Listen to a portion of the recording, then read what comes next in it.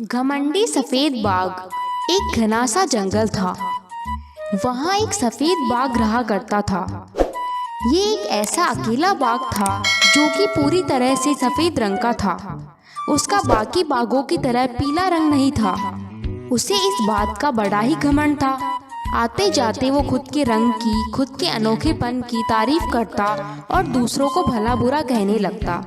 इसी वजह से हर कोई उससे दूर भागता रहता था। कमाल है, मुझ जैसे अनोखे और इकलौते सफेद बाघ का एक भी दोस्त नहीं। ये सब मुझसे जलते हैं। मुझसे इसीलिए कोई ठीक से बात भी नहीं करता। तभी बाघ वहाँ बैठे हुए एक उल्लू से कहता है, अरे ओए उल्लू, मुझे घूर क्यों रहे हो? मेरे सफेद रंग को अपनी नजर मत लगाना। तुम्हारा सफेद रंग तुम्ही को मुबारक। मैं तो कब से तुम्हारी बकवास बातें सुनकर पक चुका हूँ। अगर मैं कोई फल होता तो कब का पेट से नीचे गिर गया होता। तुम्हारे इसी घमंडी स्वभाव के कारण कोई तुमसे दोस्ती नहीं करता। मैं भी जा रहा हूँ।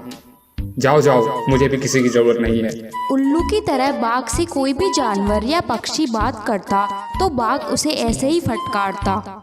बस इसीलिए कोई भी उसके पास ज्यादा देर न रुकता। पर बाघ को ये बात समझ ही नहीं आती है। वो तो बस अपने सफेद रंग की घमंड में अंधा हो चुका था। एक दिन जंगल के जानवरों और पक्षियों की सभा बुलाई गई, पर किसी ने भी बाघ को बुलाना जरूरी नहीं समझा। जैसे ही बाघ को इस बात का पता चला, वो सबसे लड़ने वहां जा पहुंचा। आज फिर तुम लोगों ने साबित कर दिया कि तुम मुझसे कितना जलते हो। तभी तो मुझे इस सभा से दूर रखा गया। जरूर मेरे खिलाफ कोई ना कोई साजिश रच रहे होगे। तुम बेवजह हमेशा खुद को इतना महत्व देते हो। यहाँ किसी को भी तुम्हारा ख्याल तक नहीं आया, इसीलिए किसी ने तुमको नहीं बुलाया। सही कहा बहन, तुम हमेशा दूसरों का मजाक उड़ाते हो, इसलिए कोई भी तुम्हारे आसपास नहीं आता। मैं तो कहती हूँ कि आज जब सब लोग इकट्ठा हो ही गए हैं तो सब मिलकर तय करते हैं कि आज के बाद कोई भी इस सफेद आफत से बात नहीं करेगा।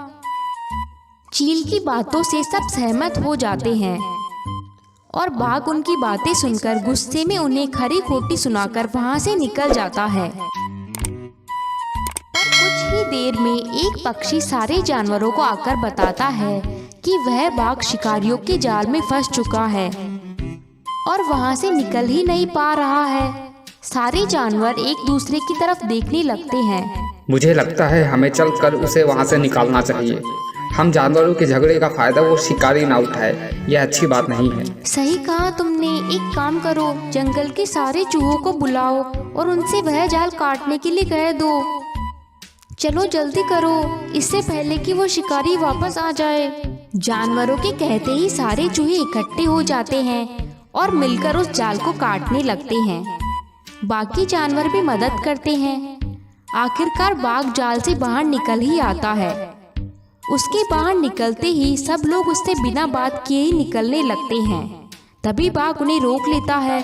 मुझे माफ कर दो दोस्तों, मैंने तो उस जाल में फंसकर सारी उम्मीदें ही खो दी थी। मुझे नहीं लगा था कि तुम लोग मुझे बचाने यहाँ आओगे, पर तुम सबने साबित कर दिया यहाँ आकर और मुझे एहसास दिलाया कि मैं कितना गलत था। सच में तुम सबने मेरा घमंड चूर चूर कर दिया। हो सके तो मुझे माफ कर देना और मुझे भी अपने साथ शामिल कर लो। बाघ का माफीनामा सुनकर सभी जानवर खुशी खुशी उसे माफ कर देते हैं। ऐसे ही और वीडियोस देखने के लिए हमारे चैनल को सब्सक्राइब करें।